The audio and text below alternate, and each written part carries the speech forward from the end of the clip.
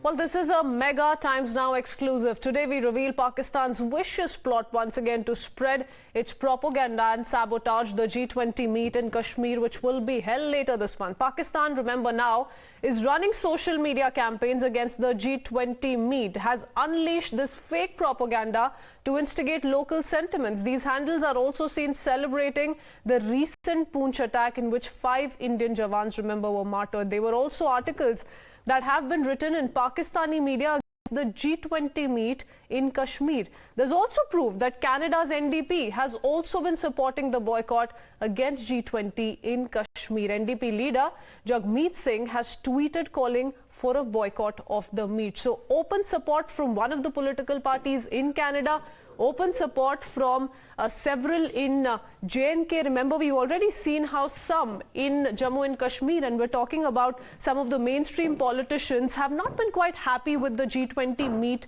that is slated for later this month. But yes, now you have this Pakistan propaganda that stands completely exposed. Let's quickly take you through it detail by detail on what is it that Times Now has been able to access so far. We talk about this vicious plot and essentially tell you about the details of how this is what we've been able to nail. Pakistan propaganda against G20 summit in J&K completely stands exposed. That's the takeaway number one. Social media campaigns being run to sabotage G20. Up until now, there were reactions coming in from politicians within Jammu and Kashmir who were not quite happy. But here's the Pakistani link that has come out in the open. Pakistan handles with hashtags calling for G20 boycott. We'll take you through some of those hashtags as well.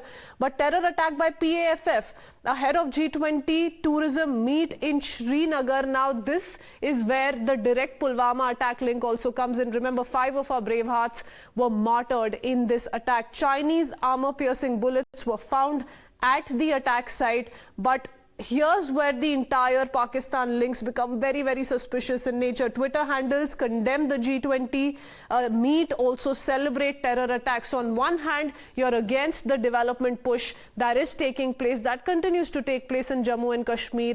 And in stark contradiction, the same elements, the same Twitter handles are in support of the terror attacks that continue to take place. Oppose the events, citing human rights abuses against minorities. The same old narrative of how all has not been well ever since Article 370 was abrogated in the valley. Propaganda received full support and coverage from Pakistani media. So there is a full-blown support that we can witness around these hashtags, some of them of course being tweeted by Pakistani journalists themselves. In fact, let me quickly go across to Kitty, because these hashtags need to be looked at very, very carefully. Kitty, tell us more.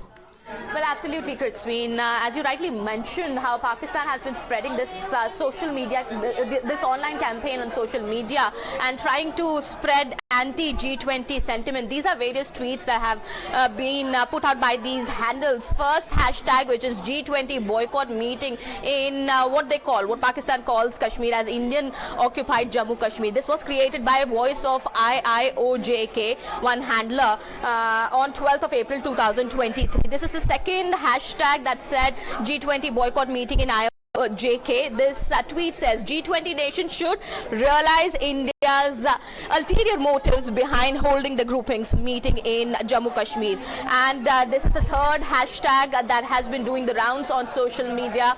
G20 event in IIOJK just a ploy. This Twitter user here says Modi regime's plan to hold G20 meeting in Srinagar is part of its ploy to give false impression of normalcy in Jammu Kashmir. This is the fourth hashtag that has been doing the rounds on social media. This is G20 event in IIOJK, just a ploy. This says Modi regime's plan to hold G20 summit in Srinagar, part of ploy to give false impression of normalcy. This is the same tweet that has been copied from the other hashtag. Another hashtag that is that is being used is boycott to G20, which has been created by Pak journalist Nimra Chaudhary, in which Nimra Chaudhary says that Pakistan criticizes India's move to host G20 meeting in Srinagar. Pakistan voiced its strong indignation over India's plans to convene meetings linked with the G20 and saying such a move was self-serving on New Delhi's part. Okay, let's also quickly go across to Pradeep because, while there is so much excitement, Pradeep, around, this event that's slated for later this month, and it certainly is going to, with proof, show all of those doubters that, look, there's been development, there's been growth, and things have changed ever since 370 was abrogated. There are some who continue to cast aspersions, and now you have a Pakistan link emerging, a deliberate propaganda that has been unleashed by Pakistan.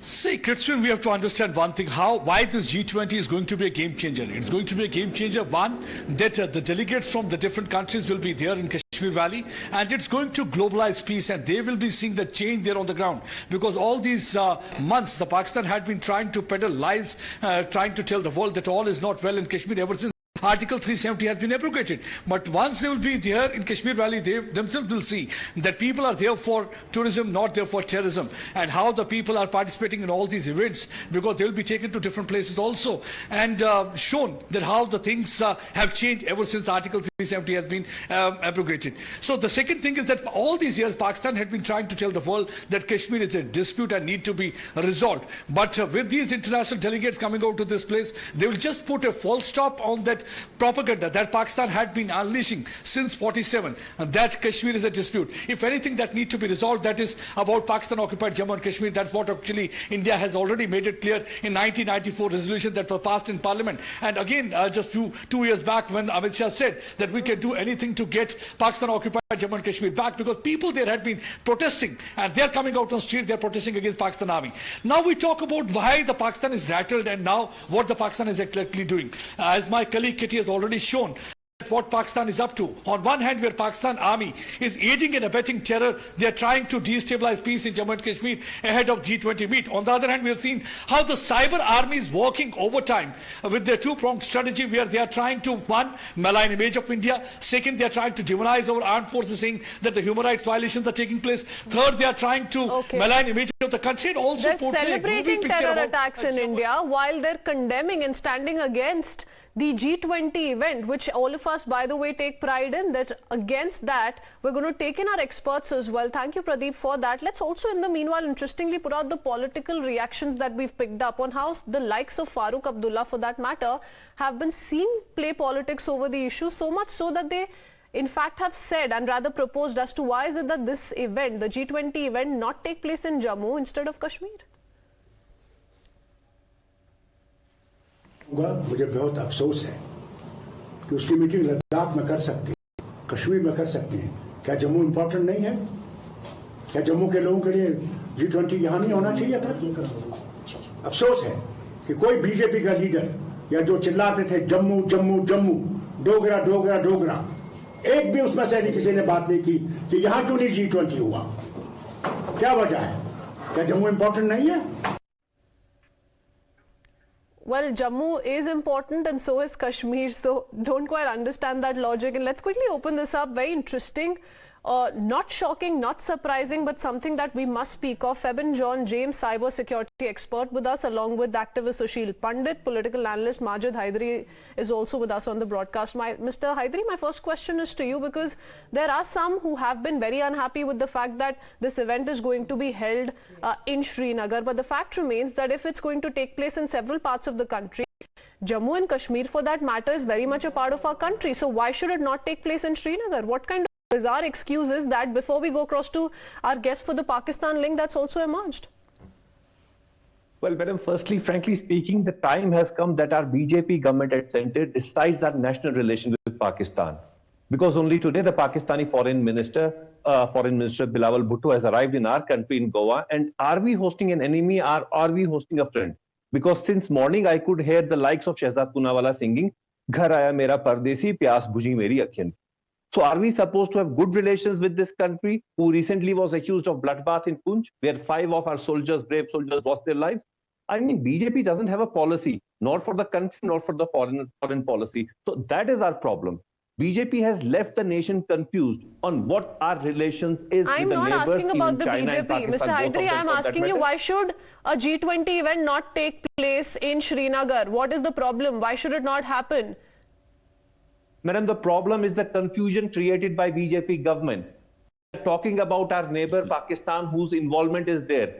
So are we in good relations with Pakistan? Are we today hosting an enemy or a friend? That is my simple question to BJP. And why don't we have somebody from BJP on the show well, to it answer looks like to the a case nation of that what is misplaced happening in the priorities. country? But to really, talk about the Pakistan angle, Mr. Sushil Pandit, the fact remains that here's a propaganda that's been unleashed on part of Pakistan. You have a political party, interestingly, from Canada as well, which, by the way, has extended support on multiple occasions to the Khalistani cause.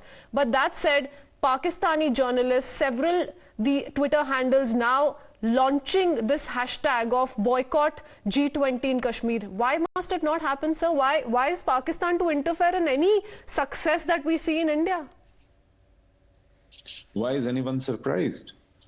Pakistan has built an entire story of its existence in the last 75 years on the issue of enmity with India, and specifically, it calls Kashmir its jugular vein.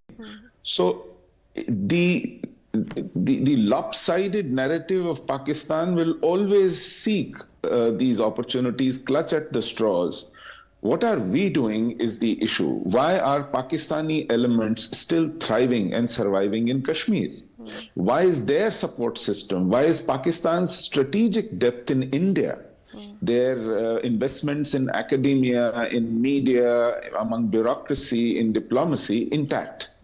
Why is Pakistan able to pull off these, the investments in politics specifically? Why are their stooges still running around and thriving in Kashmir? Why aren't we prosecuting them for their sins of omission and commission? So this is one huge question that stares at us. Pakistan will do what they think is in their interest. They will always abuse us. They will always sabotage us. They will always bleed us. That is their declared policy. In their documents and doctrines, we are the enemy nation. So why are we surprised that they do these things? Okay. What are we doing to Pakistan? Why are not we smashing Pakistan to smithereens when they are at their weakest in the last 75 years? I see Mr. Hydari. That is the issue. I see Mr. Hydari smile. Mr. Hydari, what makes you smile? I mean, isn't it true for a fact that there were objections raised by Pakistan to the effect that it lobbied member states like China, Turkey, Saudi Arabia to prevent India from hosting this kind of an event in Kashmir? What's Madam there to laugh, Sushil ji sir? forgot one thing with regard to abuse. He said Pakistan is abusing India. Let me remind him that one of the worthy ministers who is today here had used abusive language against our own honorable Prime Minister. So should we remind all these things to Sushil ji, or he is silent for some reasons because he is here to support and defend BJP? I mean, No, can't you we are be running nationalists after at the any BJP, moment? you're gunning for the Are we BJP, here but as you're only BJP defending proxies or Pakistan, some- it seems, Mr. Hydari. Madam, are we here to talk about our nation or to defend BJP? These are two separate We are here to entities. call out But the way Pakistan Bajrang Dal is different for from its ugly Bajrang Dal. propaganda, sir. We first and foremost begin with the enemy who's trying to hit us hard. When I So let our asked you, foreign why affairs aren't we ministry today smashing come up with a Pakistani statement that stooges? why has Bilawal Bhutto been allowed? This is what I mean, why do we have a policy? This is, Okay. You know, Okay, the point is, questions being raised. Before I go across to spokespersons Seven of John James, Pakistan. Sushil Pandit, come in on that. With regards to the SCO meet, why do we have the Pakistan foreign minister in India today? That's the only focus that we need to maintain. We're not going to talk about this hashtag that is being peddled by several in Pakistan. Forget about it. These are illiterates in global diplomacy where multilateral forums cannot have bilateral issues overhang on them. What we have with Pakistan is our outstanding problem. But SCO is a multilateral forum. India is heading SCO. Okay. How can we bar members of SCO from coming? And this is fun. This is kindergarten And it's stuff. not as though It's not as though, Mr. Pandit, we've held back from giving out that message loud and clear. Our External Affairs Minister has said it in as many words. But here's the response that is coming from Bilawal Bhutto as well. As we focus on the SCO meet parallelly, hear it from him. बिस्मिल्लाहिर्रहमानिर्रहीम अस्सलाम वालेकुम।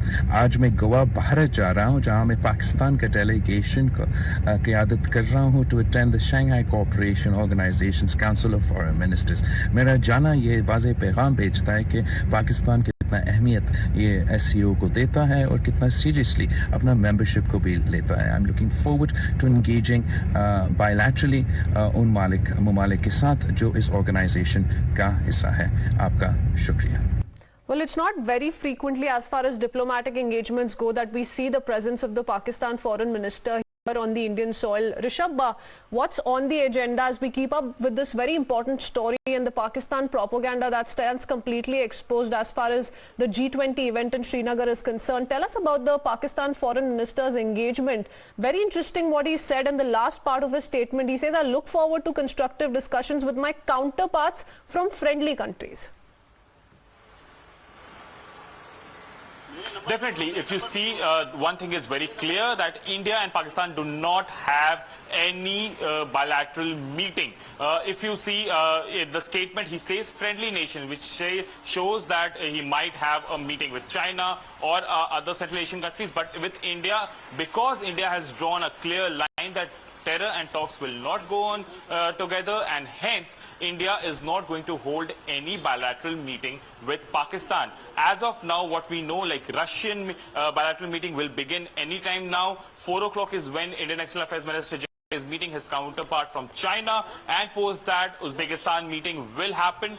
But on question of Pakistan, one thing is very clear: India is not engaging with Pakistan bilaterally. Yes, Pakistan is a full-time member of SCO. And not to forget, Rishabh, the External Affairs Minister, and that's a response to Mr. Hydari as well, just last week had sent out that very clear, loud and clear message to Pakistan, wherein he said that India cannot engage with neighbors who practice cross-border terrorism. So I'm afraid where you're coming from. Febin John James, we're running out of time. We'll have to quickly head into a short break. Apologies for not coming to you. We'll try and return to you after a very short break. We'll be right back.